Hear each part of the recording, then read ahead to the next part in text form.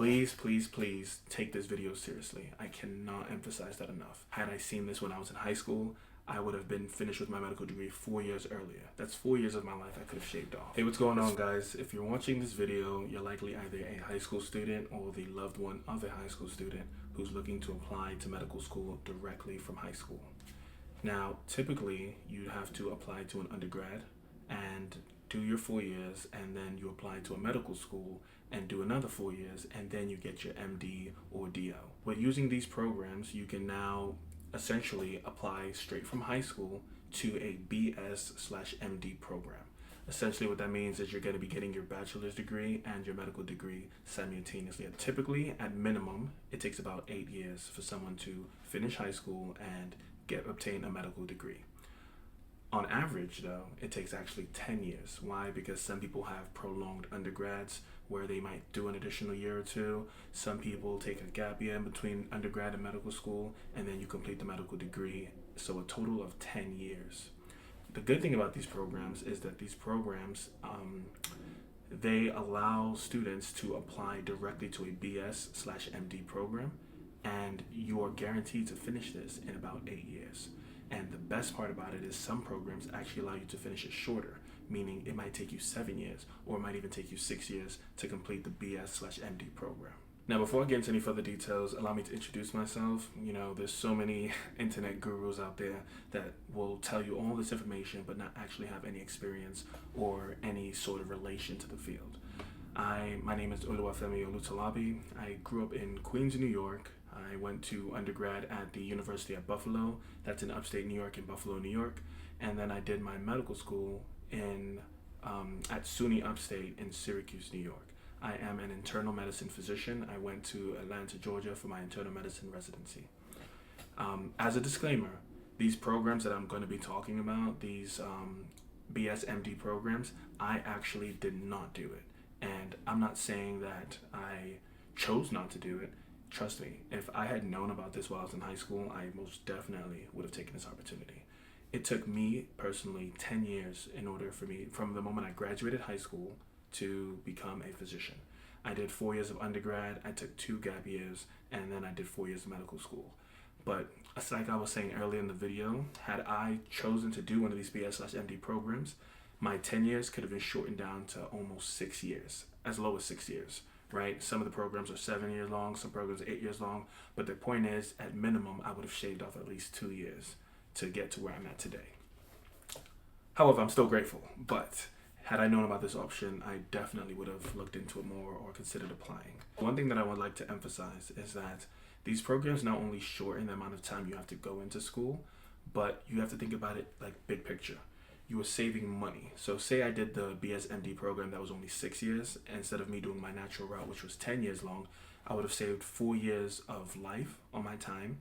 That's 4 years less of stress that I would have had, 4 years less of my loans accumulating, 4 years less of money I spent in terms of applications, fees. Some of these programs actually maybe don't require you to take the MCAT. So I actually would have shaved off money and time and stress from taking my MCAT entrance exam. You see what I'm saying?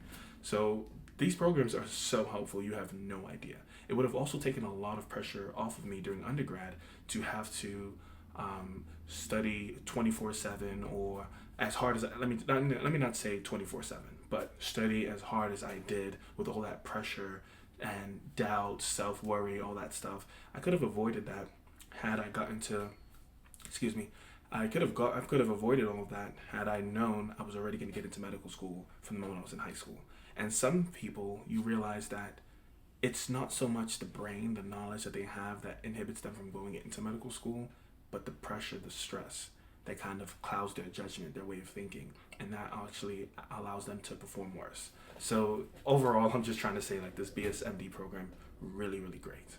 Okay, so how do these programs work? So essentially, you apply to these programs when you are a junior or a senior in high school. They look at different parts of your application. Every program that is listed is going to tell you a different criteria, or some of them will tell you the same criteria.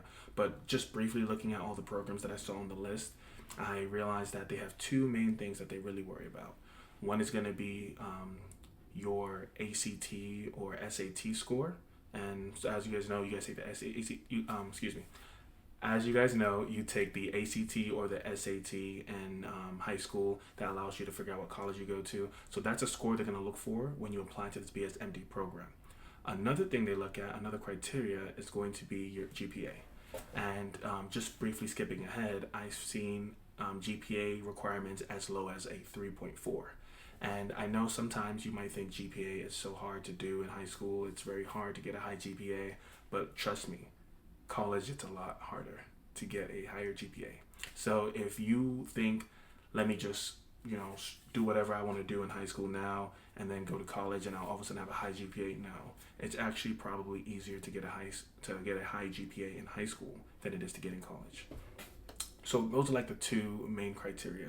They're gonna look at the SAT score and the ACT score, and they're gonna look at the GPA for the high school students. Now, there are so many benefits for this BSMD program, but you have to realize that there are also some requirements once you do get matriculated in. Something that's, they sometimes list some criteria that you need to follow.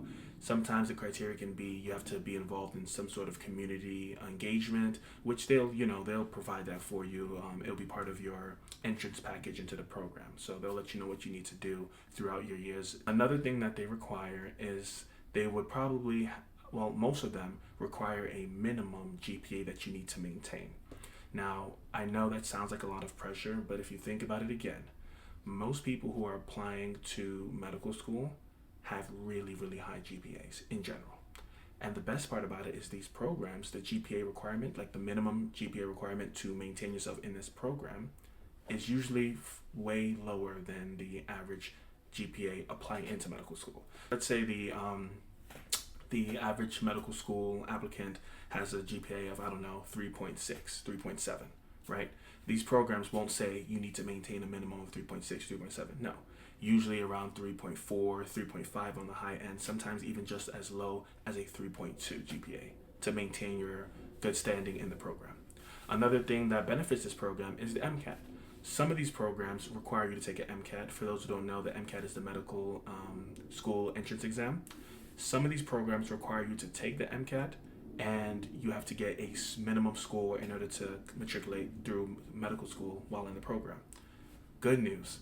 Say the average MCAT score is, 510, 515, who knows? The program is not going to have you at the same same average score as these medical school applicants. I've seen MCAT scores low as 500, literally. Some of them are moving closer towards 505. But the point is that if you do have to take the MCAT, the score you need to take to continue on in your program is far below the average that most medical students had when they matriculated into medical school using the traditional route. Okay. Oh, here's a good thing too. Some of these programs don't even require you to take the MCAT. And that's amazing to me because some people are really, really great students, will become really, really great doctors, but it's that MCAT exam that inhibits them from even getting the opportunity to go to medical school. So if you can go into a BSMD program that doesn't require you to take the MCAT, I would highly suggest you do that. You may be thinking, why would this school not require me to have a super high GPA, have a super high MCAT score if they're wanting me to go through their program? Think about it this way. These programs have invested in you since high school. They're not going to make it hard for you to matriculate into medical school. Studies have already shown that test taking doesn't necessarily equate to being a good doctor. So if that's what you're worried about, not at all. These programs just want to make sure that you're not, going out partying all weekend, skipping classes. They want to hold you to a certain standard, give you some sort of accountability to show that you are interested in medical school, you're going to push for medical school, but they don't want to burn you out throughout the process. If accepted into this program, you will go on to do a combined bachelor's and medical degree at the same time. Essentially what I'm trying to say is that by doing this BSMD program, you're going to have an undergrad portion for X amount of years and a medical school portion for X amount of years. Either way, all the courses that you're going to take throughout this entire program are going to be relevant to you getting into medical school, to you succeeding in medical school. It's so hyper-focused on just medical courses because some people will be really, really great physicians, but guess what? The classes that make them not great physicians, or not even not great physicians, the classes that don't even allow them to even see the opportunity to become a physician have nothing to do with medicine at all, and that is just wild to me.